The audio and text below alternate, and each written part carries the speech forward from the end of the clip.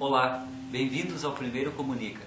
Estou aqui hoje para apresentar a Maria de Fátima Pinel. Maria de Fátima é doutoranda em Auditoria Social, possui 3 mestrados presenciais em Contabilidade, dentro da área de Auditoria, Segurança de Informação e Teletrabalho. E a Fátima vai falar para nós hoje sobre Auditoria Social. Com vocês, Maria de Fátima Pinel. Um ótimo evento, uma ótima palestra. Boa tarde a todos. Eu sou Maria de Fátima, professora da Universidade Federal Fluminense, uma cidadã, do mundo. E hoje eu vou falar um pouquinho sobre auditoria social. Auditoria social é um tema assim, muito pouco explorado, muito pouco conhecido. E o objetivo hoje é falar, dentro da auditoria social, que é muito complexo, muito amplo, das relações entre empresas, governos e sociedade civil. E o tema tem tudo a ver, nós vamos ver ao final, nós vamos poder começar a perceber juntos a relação do divórcio com o casamento. Quer dizer, o que acontece hoje? Eu vejo assim, a sociedade civil totalmente separada de governos e empresas. Mas, na verdade, o que existe de natural é uma relação de meio ambiente, relação de vida, de meio ambiente, seres humanos e sociedade civil. Essa relação é uma relação completa, é uma relação perfeita, natural.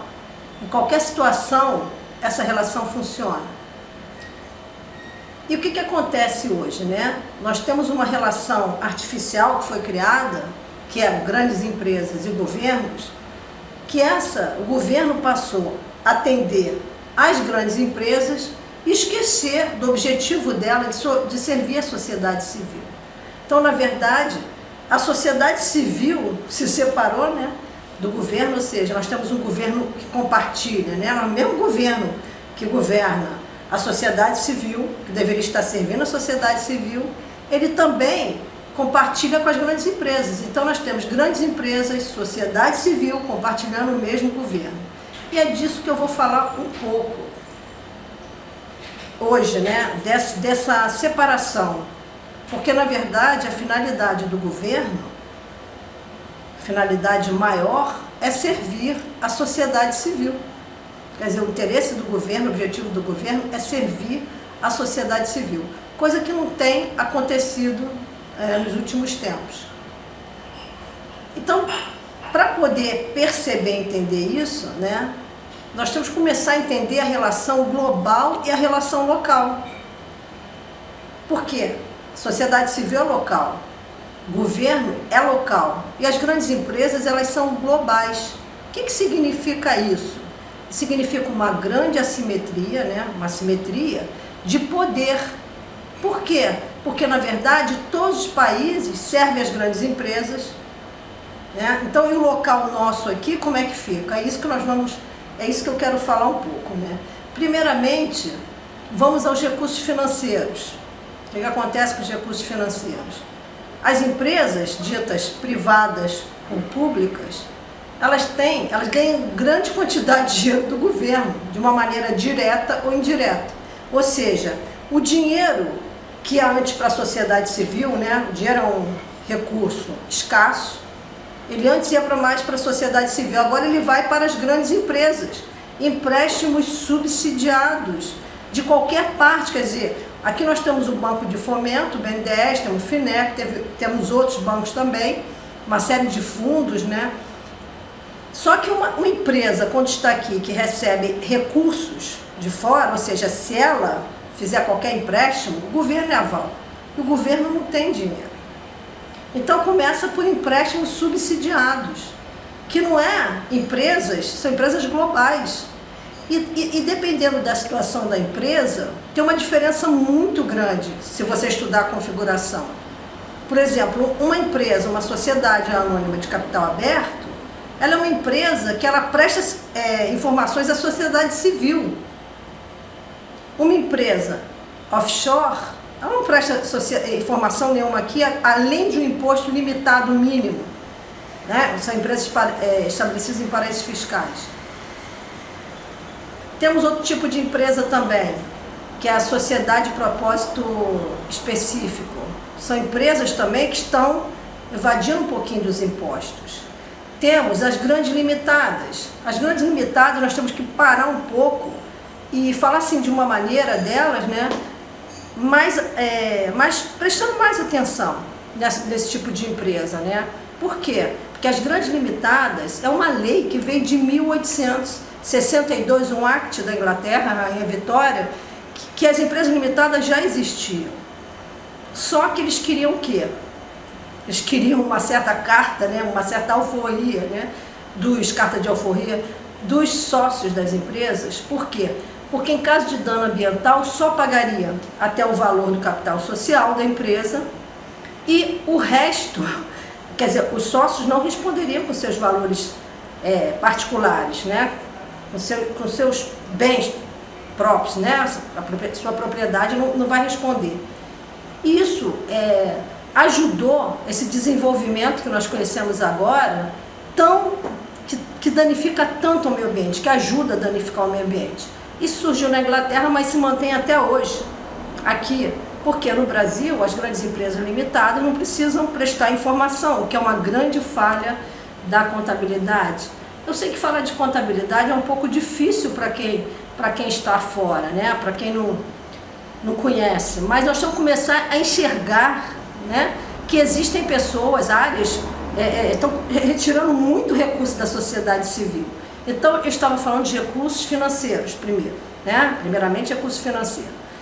Então, é muito dinheiro. BNDES, se nós entrarmos dentro das operações diretas, são valores altíssimos e sem nenhuma, né, prestação de contas à sociedade civil. Que empresa escolheu? Eles escolheram para emprestar o dinheiro. Empresas multinacionais, empresas nacionais, empresas privadas, limitadas, offshore, não tem nenhuma situação específica. E qual é a escolha, qual é o critério para a sociedade civil? E posteriormente a isso, quem acompanha, quem fiscaliza? Não teve o caso de vários empréstimos às empresas do EIC? E agora, quem vai responder é o EIC que vai responder? Não, o BNDES deve responder também por esse empréstimo, sim.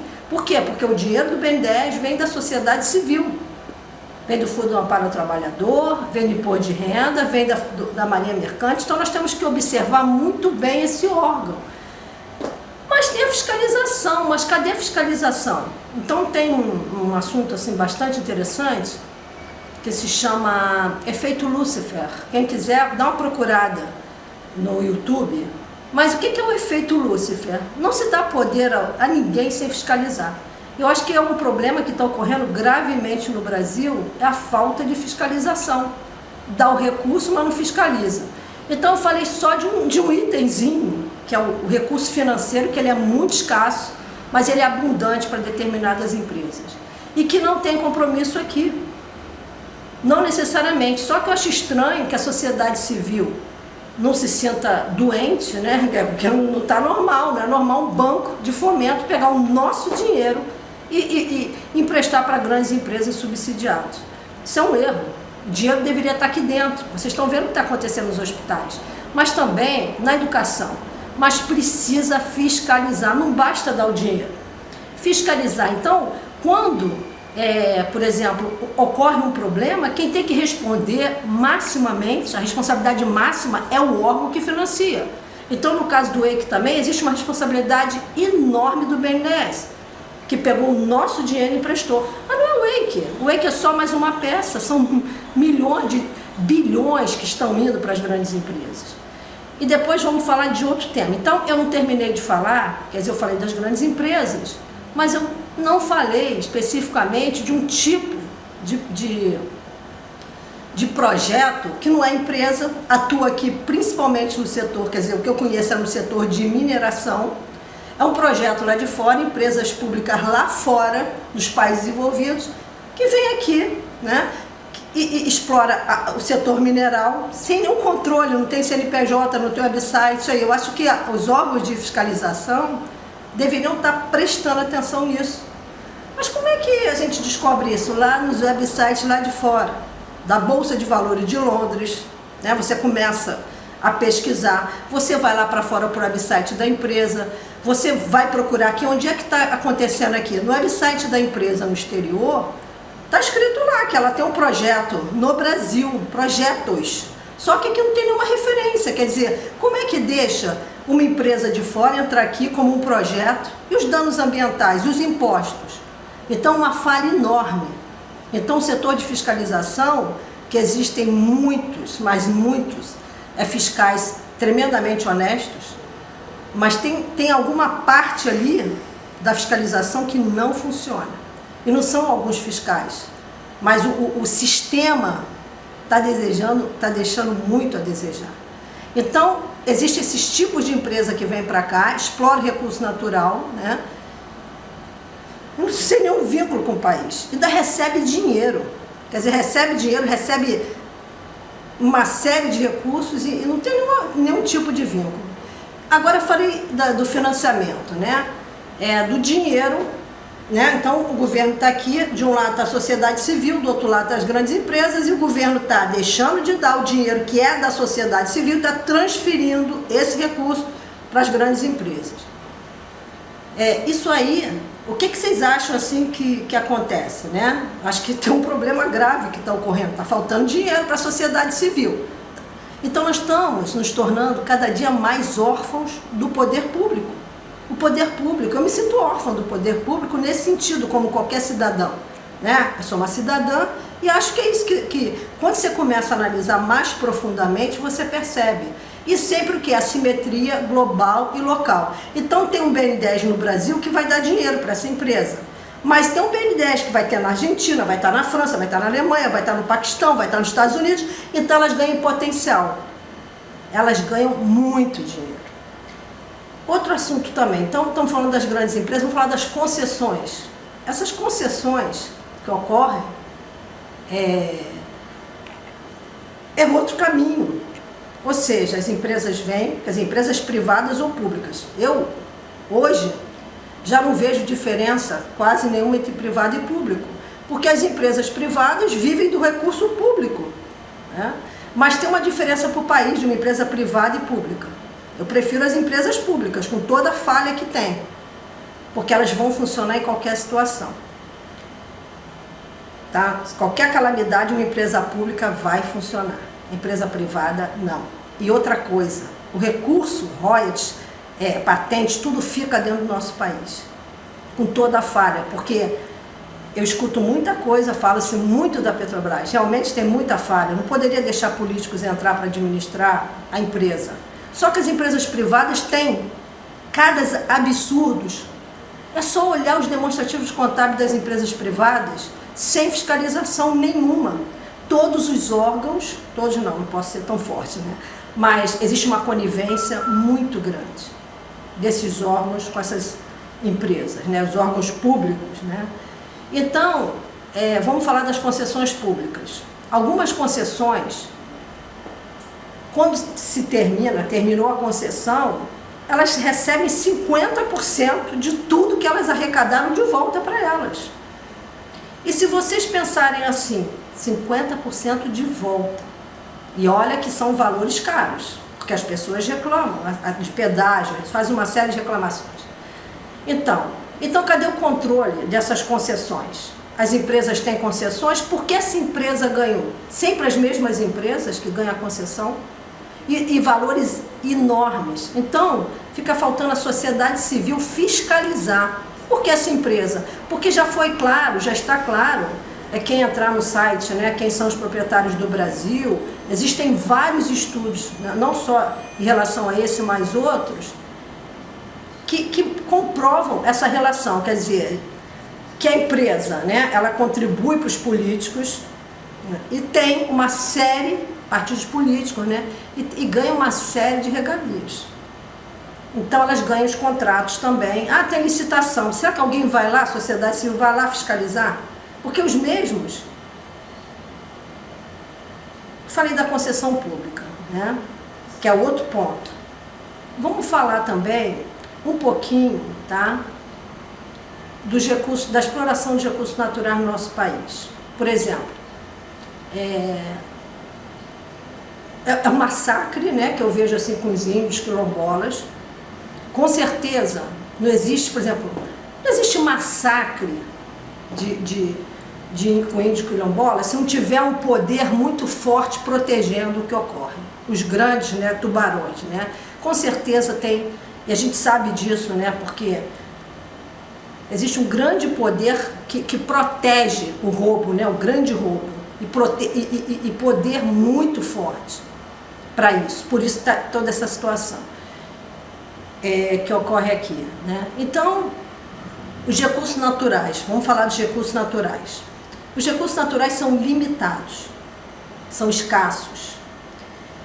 Não existe controle sobre os recursos naturais no Brasil, infelizmente. Não tem controle. Qualquer pessoa chega aqui, tá? Pega o que quer de recursos naturais, explora o que quer. Então, quando, por exemplo, vamos lá no setor do agronegócio, que tem amplo financiamento do governo, quer dizer, o BNDES empresta dinheiro, eles têm amplos financiamentos, eles têm poder, né, até de código florestal, o que for possível, eles estão em todos os órgãos penetrando, eles consomem 61% de toda a água. E é engraçado, do planeta, do Brasil, né? E é engraçado, assim, eu acho até assim, bastante cômico, né? É que nós, o uso domiciliar de água é 8%. E nós somos acusados, falar da água agora, nós somos acusados de consumir muita água e nós vamos resolver o problema. Nós não vamos resolver o problema. São 92% de consumo de água, de utilização de água, que nós não controlamos. As empresas, por exemplo, por que algumas empresas têm concessão, né, de água?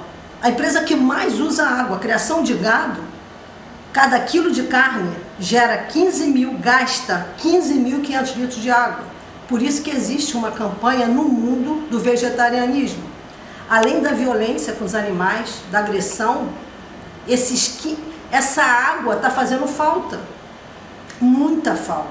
Então o Brasil, que tem o maior percentual de água doce do planeta, quer dizer, do planeta só tem 3% de água doce, sendo que 1% realmente é água disponível, que o resto é uma água de difícil acesso. E o que acontece com essa água, que está aqui o que acontece com a água, né? Primeiro, esses 2%, o Brasil tem 12% desse percentual de água. Desses 3%, o Brasil tem 12%.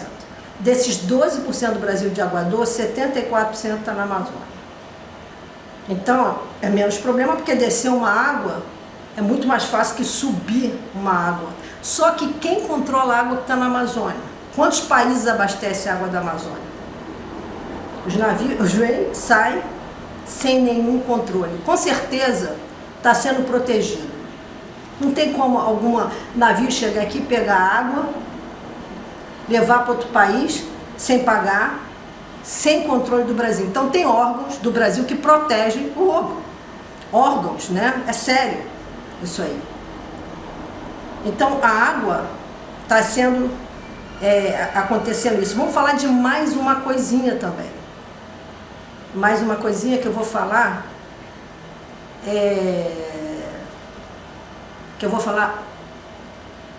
do poder do Banco Mundial em cima da nossa água. Ou seja, a água doce do Brasil, o Banco Mundial controla muito bem essa água. Os cientistas daqui, quantos estão envolvidos também, são funcionários do Banco Mundial. Então essa água doce, tá? Vamos falar aqui do aquífero Guarani e do aquífero da Walter da Amazônia. Vamos falar um pouquinho do aquífero Guarani. O aquífero Guarani, ele no início, né, eu estava escutando uma reportagem no YouTube de um professor e de um funcionário, né, de um órgão do Paraná, de saneamento, e ele estava falando sobre a situação do Banco Mundial com a água. Mas esse assunto eu vou próximo intervalo. Então, retornando ao assunto sobre a água, né, na verdade, estou falando especificamente do aquífero Guarani, foi feito um acordo internacional, que eu acho até brincadeira, né? E eu li esses acordos também, não só escutei o professor da Universidade do Paraná, mas eu também li alguns acordos em relação a isso. No final, quer dizer, no primeiro, o embaixador americano queria que a água fosse, a água do aquífero, né, o aquífero fosse considerado, né, uma patrimônio universal. Só que ele não conseguiu porque os cientistas, conforme diz nesse documentário, nessa reportagem desse professor maravilhoso, acho que todo brasileiro deveria assistir, eu parabenizo esse professor, porque poucos estão pensando um pouco nesse país. Ele fala também sobre a questão, né? Aí, nessa situação, se uniram os países, porque o aquífero Guarani não é só brasileiro, né? 60% está concentrado no Brasil, mas ele está em outros países também. E criaram, né, esse termo aquífero transfronteiriço, que foi uma maneira de não permitir. E depois disso, o Banco Mundial veio, fez um acordo, primeiro falou que iria ajudar, e depois ele pediu, né, por 16 ou 18 milhões, eu não me lembro bem. Ele veio no final e disse que somente uma empresa canadense-israelense faria controle do aquífero. Olha, quantos brasileiros nós somos? É a minha pergunta que eu faço. Cadê os brasileiros? Porque eu não quero ser nacionalista, eu só quero ser o seguinte, só quero pensar o seguinte, eu não sou nacionalista, eu sou contra o nacionalismo. Mas onde eu estou cuidando do recurso natural. Nós temos que cuidar desse recurso natural. Quantos brasileiros tem? Quantos foram cúmplices desse acordo, coniventes com esse acordo? Então hoje tem duas empresas aqui canadenses, uma canadense e uma israelense, que tem acesso ao aquífero. E esse problema de água aqui, para resolver o problema de água no Brasil, nós vamos ter que mexer com a produção das grandes empresas. Saber quem é quem, o que produz, que concessão tem. Tem concessão de energia, tem concessão de água, tem concessão de portos, de malhas, malhas de trem. Como é que pode, eu fico pensando, né, esse divórcio mental, que eu penso, como nós podemos permitir que as mercadorias trafeguem, né, em trem e a população não tem um trem para trafegar de um estado para o outro? O que está acontecendo? Isso não é normal nós pensarmos assim. Eu acho que tem alguma coisa estranha aí nesse meio aí, né? Então é isso, as empresas têm uma série de concessões. E a água é mais uma, sem controle nenhum. E nós temos a maior reserva de água, né? Agora descobriram na Amazônia, sem nenhum controle. E tem um assunto que eu acho que as pessoas não querem falar, que é o controle do clima. Então eu falei da água, né? Mas vamos falar do clima, porque olha, eu não vi ninguém até agora no momento. Eu estou pedindo, eu sou uma brasileira, eu sou uma brasileira entre 202, eu acho, milhões de brasileiros. Só sou apenas uma. Mas eu tenho observado que vários locais que tem o aquífero Guarani está tendo tremor de terras. Eu vou na internet sozinha, isoladamente, pesquiso, está tendo tremor de terras? Tem aquífero Guarani? Então tem uma coisa chamada geoengenharia climática. Chemtrails, está cheio, eles estão mexendo com o clima. E quem controla? Na Copa do Mundo, aqui, eu moro em Copacabana, eu fui andar na praia, eu tive que voltar. Era um XX, eu tirei fotos. Mas não tem só isso aqui não, tem Londres, tem Paris, tem Madrid, várias capitais eu vi o chemtrails no céu, essa geoengenharia climática. E está funcionando aqui. E outra coisa também, já que estou falando da água, do financiamento público em relação à fratura de gás de xisto, gás de folheiro, que para mim, na minha opinião, rapidamente nós estamos exterminando logo a vida aqui. Meio ambiente, que é o nosso grande habitat, e as pessoas, então nós vamos nos afastar disso aí, para gerar gás natural. Será que vale a pena matar as pessoas, matar a água?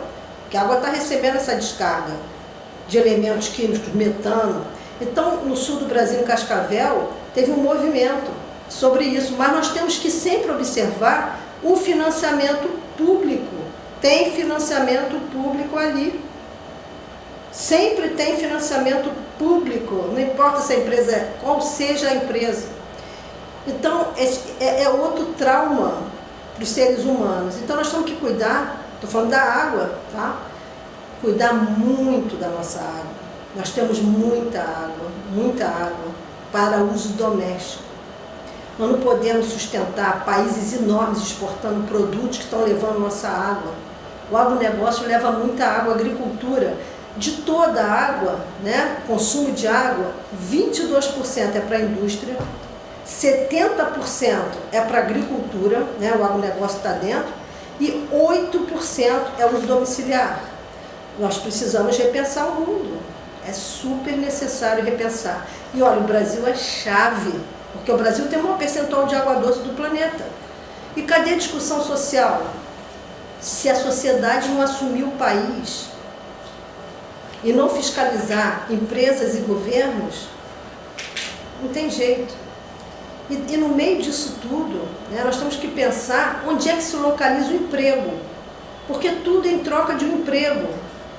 Tudo tem a ver com emprego. O emprego é uma prisão, ou seja, eu vou danificar o meio ambiente porque eu tenho emprego. Eu acho que antes do emprego existe a vida. Isso tem que ser repensado. Nós temos que repensar o mundo. Todos. E olha, quem são empresas? São seres humanos. Quem é governo? Seres humanos. Então a responsabilidade é dos seres humanos. Esse processo de fratura é sério também, esse processo de água, deterioração da água, que acontece cada dia mais sem nenhum controle. O oceano hoje virou lixo das grandes empresas. Eu vi uma palestra na Alemanha, eu vi uma palestra na Espanha, de uma cientista, de um grupo de cientistas alemães, falando do tsunami de 2004, que pode ter sido provocado pela dessalinização da água, porque esse processo de dessalinização, ele é colocado o lixo a 5.000 metros abaixo, no oceano. Eu perguntei a vários cientistas no Brasil, ninguém ouviu falar. Eu quero que... Está havendo pressão aí, nós temos que pesquisar isso, mas não é deixar no nome da empresa. A empresa pesquisa, quem tem que pesquisar isso somos nós. Porque quem vai arcar somos nós. E que mundo nós estamos deixando para os nossos filhos, assim, né? Para as novas gerações. Então é isso, tem essa parte, né, da geoengenharia climática que tem que ser muito pensada. E vamos falar um pouquinho também, eu falei já falei dos financiamentos públicos, já falei um pouquinho da água, agora vamos falar sobre os alimentos, né? São essas partes primordiais, porque é muito pouco tempo para falar de tanta coisa. Os alimentos, vamos falar do Códex Alimentário.